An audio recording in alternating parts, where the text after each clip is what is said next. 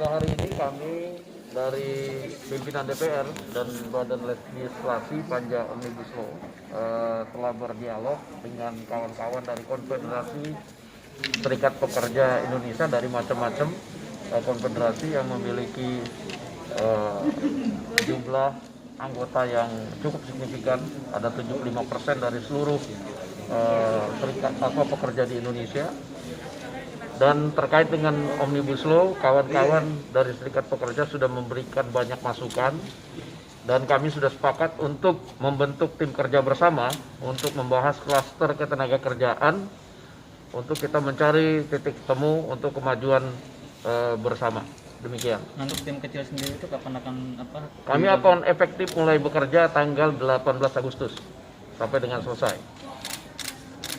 Mungkin dari Bang Pet ada yang mau disampaikan? Ya, tentu kami dari unsur serikat pekerja ada 4 konfederasi besar, KSPSI Andi Gani, KSPI, KSPSI Bang Yoris diwakili SPLM, RTMM dan ETSK, dan juga ada dari KSBSI dari Romenik dan serikat pekerja lain FSPI, ada PPMI dan beberapa serikat pekerja lain mengapresiasi Wakil Ketua DPR Pak Dasko yang bersama Pak Maman, Ketua Panja Balek dan seluruh anggota Panja Balek RUU Cipta Kerja yang memberi ruang dan membuka kembali harapan kaum buruh agar RUU Cipta Kerja khususnya klaster ketenagakerjaan para buruh aspirasinya didengar oleh di DPR. Karena inilah adalah istilah kami the last guard, the last samurai, benteng terakhir untuk memastikan agar aspirasi kaum buruh dan Pak Dasko sungguh luar biasa memberi ruang itu bisa diserap, bisa didengar, dan bahkan kami harapkan bisa diputuskan oleh Panja Balek agar RUU Cipta Kerja tersebut khususnya klaster tenaga kerjaan tidak merugikan kaum buruh. Bahkan nanti kalau dalam diskusi-diskusi dalam tim bersama yang akan dibentuk perlu dikeluarkan, ya kita keluarkan kalau memang itu perlu. Kalau memang tidak dikeluarkan, kami pastikan harapan kami adalah Undang-Undang Nomor 13 Tahun 2003 tentang Ketenagakerjaan tidak direduksi, tidak di-downgrade, tidak dikurangi. Tapi hal-hal yang belum diatur dalam Undang-Undang Nomor 13 Tahun 2003 kita diskusikan seperti tentang digital ekonomi, pekerja paruh waktu dan lain-lainnya.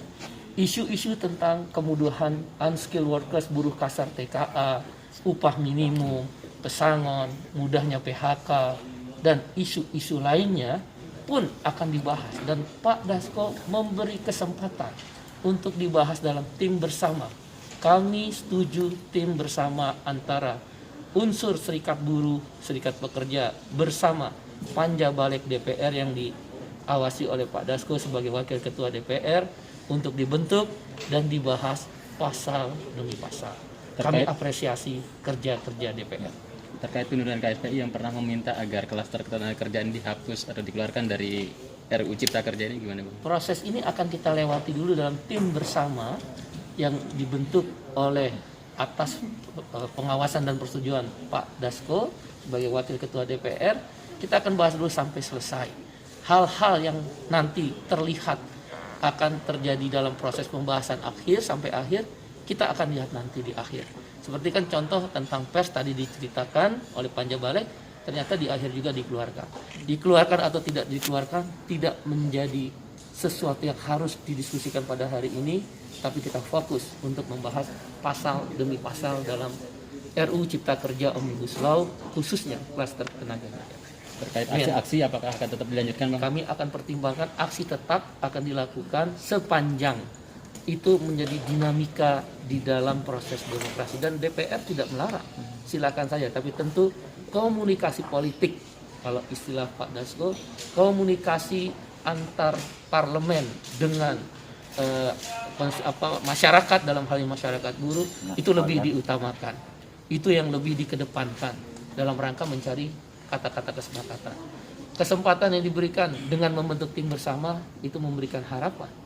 Itu adalah upaya agar tidak hanya aksi sebagai jalan penyelesaian, tapi diskusi dan dialog juga menjadi penting dalam jalan penyelesaian. Ada berapa anggota yang terlibat dalam tim bersama ini? 75% anggota serikat buruh di seluruh Indonesia ada di dalam tim ini.